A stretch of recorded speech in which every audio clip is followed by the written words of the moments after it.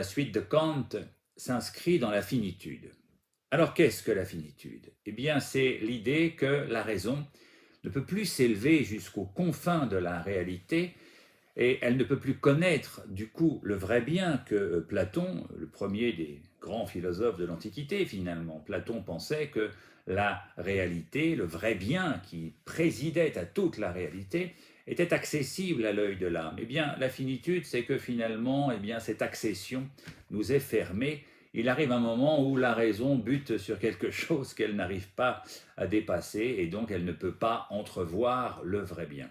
Mais cette condition humaine que Kant dépose d'ailleurs dans une formule en nous disant que nous sommes accablés de questions que nous ne pouvons pas ne pas nous poser, mais auxquelles on ne peut pas répondre. Donc c'est évidemment une situation assez tragique. Mais du côté de la morale, cela devient évidemment problématique, puisque les philosophes de l'Antiquité, en imaginant pouvoir accéder au vrai bien, en tous les cas avec l'œil de l'âme, l'entrevoir, eh bien, ils avaient une vision immédiate du coup du bonheur et ils avaient inventé une morale pour essayer de répondre à leur aspiration à ce bonheur. Le but de la vertu pour les hommes de l'Antiquité étant bien évidemment de réussir à être heureux.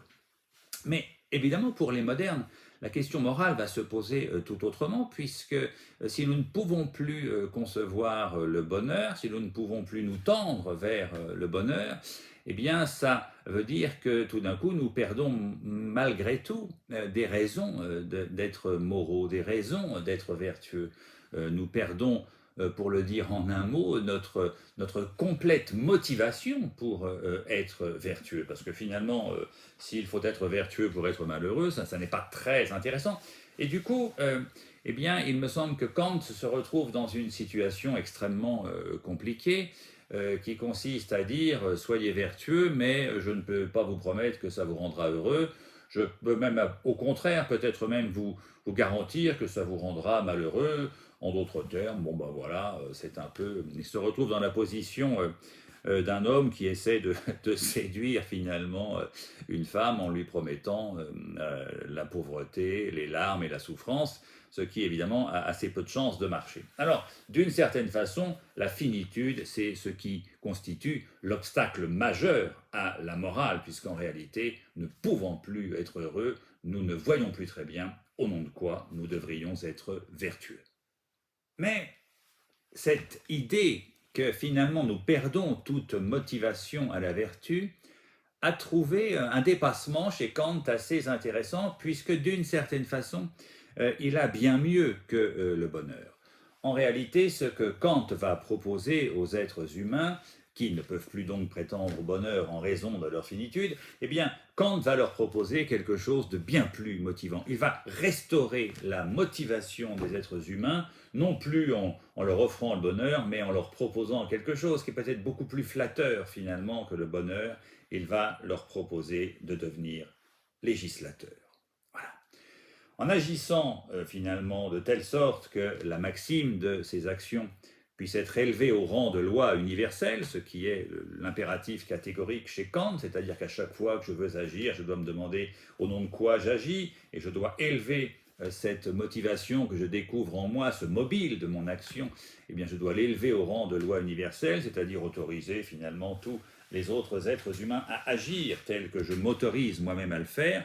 Eh bien cette idée, cette élévation de la maxime de mon action au rang de loi universelle, eh bien offre en réalité à monsieur tout le monde de légiférer dans ce que Kant appelle le règne des fins, parce que si cette loi devient une loi universelle, il est clair qu'elle s'applique à tous les hommes d'aujourd'hui, d'hier, de demain, et puis peut-être même à Dieu lui-même. En d'autres termes, il y a là quelque chose qui permet de dépasser notre condition et de mettre d'une certaine façon un pied dans la fonction divine même qui est de légiférer sur l'ordre même du monde et du cosmos.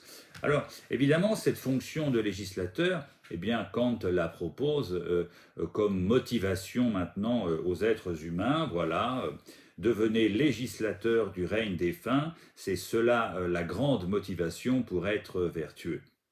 Alors, évidemment, c'est enthousiasmant d'un certain point de vue, mais nous allons voir qu'en réalité, cette fonction nouvelle de législateur dans le règne des fins va quand même nous poser un petit problème.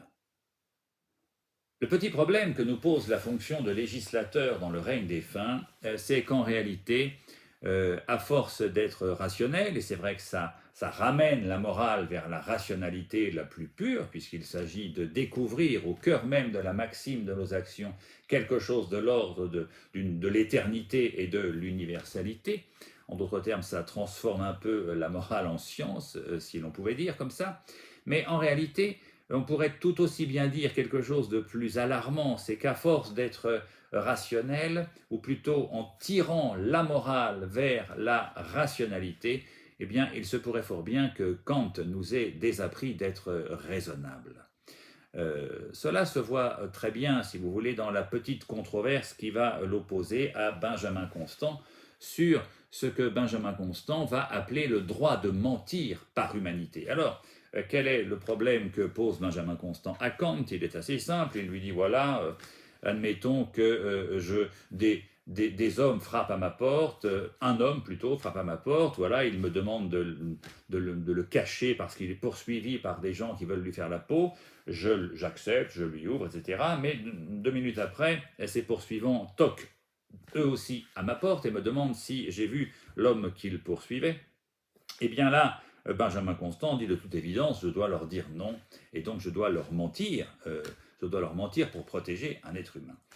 Il va de soi que cette idée que l'on peut s'autoriser à mentir pour protéger quelqu'un est absolument contraire à la règle rationnelle de la morale kantienne, puisque si je m'autorise à mentir quand ça m'arrange, ça veut dire qu'en réalité, j'autorise immédiatement tous les hommes à en faire autant, donc tous les hommes à mentir quand ça les arrange. Mais si tous les hommes ont le droit de mentir quand ça les arrange, il va de soi qu'à chaque fois que je vais parler à quelqu'un, je me poserai la question, est-ce qu'il me ment ou est-ce qu'il me dit la vérité? Donc je ne croirai plus personne et ça tuerait radicalement la communication, puisqu'en réalité, quand je parle à quelqu'un, je m'attends à ce qu'il me dise la vérité. C'est pour ça d'ailleurs que parfois le mensonge est efficace, parce que je ne l'anticipe pas, je ne le prévois pas. Mais si maintenant, à chaque fois que je parle à quelqu'un, je me dis, mais si ça se trouve, il me raconte des salades, eh bien, en réalité, je ne crois plus personne, et cela tue la communication humaine. Donc, Kant, à ce titre-là, nous rappelle qu'en réalité, il faut impérativement dire la vérité. C'est un impératif catégorique, il faut dire la vérité. Alors, que va-t-il répondre à Benjamin Constant? Il va lui dire, si,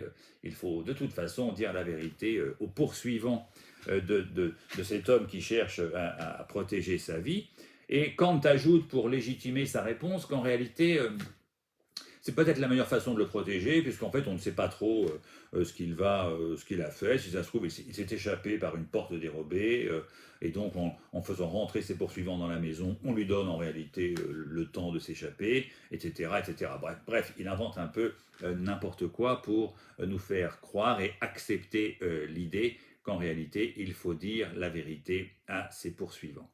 Alors, évidemment, ça peut paraître un débat vraiment philosophique et pas très intéressant parce que ne concernant que des spécialistes qui vont couper les cheveux en quatre pour savoir s'il faut dire la vérité ou pas. Eh bien, essayons de prendre un peu de hauteur sur cette controverse entre Benjamin Constant et Kant et essayons de transposer à des cas un peu plus connus de notre histoire.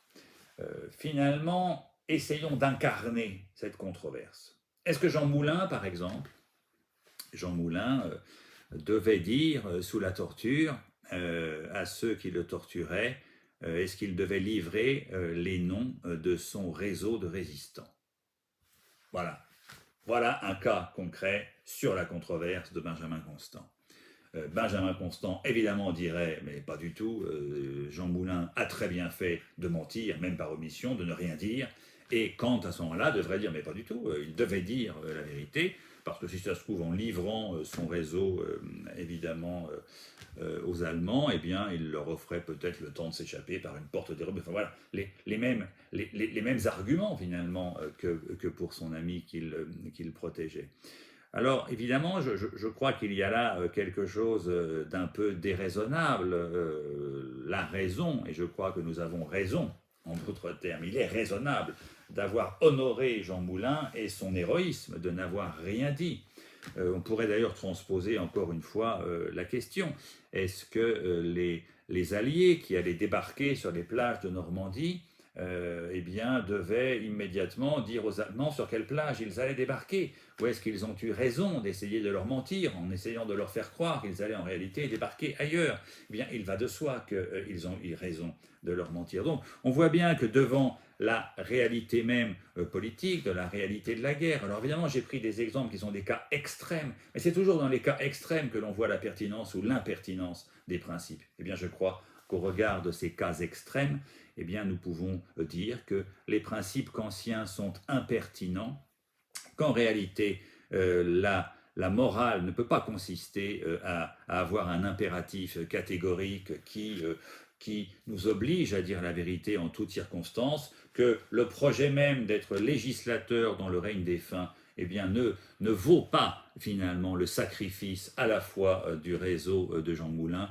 pas plus que le sacrifice finalement de tous ces soldats qui ont débarqué sur les plages de Normandie. Donc, nous ferions bien de réfléchir à deux fois avant de nous cacher derrière cet impératif catégorique, de nous cacher derrière cette morale moderne qui finalement n'a peut-être pas beaucoup de sens, et peut-être serions-nous mieux inspirés de revenir et de considérer avec un peu plus de respect, d'attention et moins de mépris pour les hommes de l'Antiquité, ces hommes qui ont imaginé peut-être que le bien pouvait être accessible à l'œil de l'âme pour celui qui réussissait à s'ouvrir à quelque chose et non pas à croire qu'en réalité sa grande fonction était d'être législateur. En d'autres termes, l'œil de l'âme qui s'ouvre vers quelque chose d'autre, il est clair que cet œil-là reconnaît une certaine hétéronomie, c'est-à-dire le contraire de l'autonomie qui fait l'orgueil des modernes, mais c'est peut-être justement en s'ouvrant à une forme d'hétéronomie que l'homme retrouve le caractère raisonnable de son existence. Voilà des petites choses à méditer.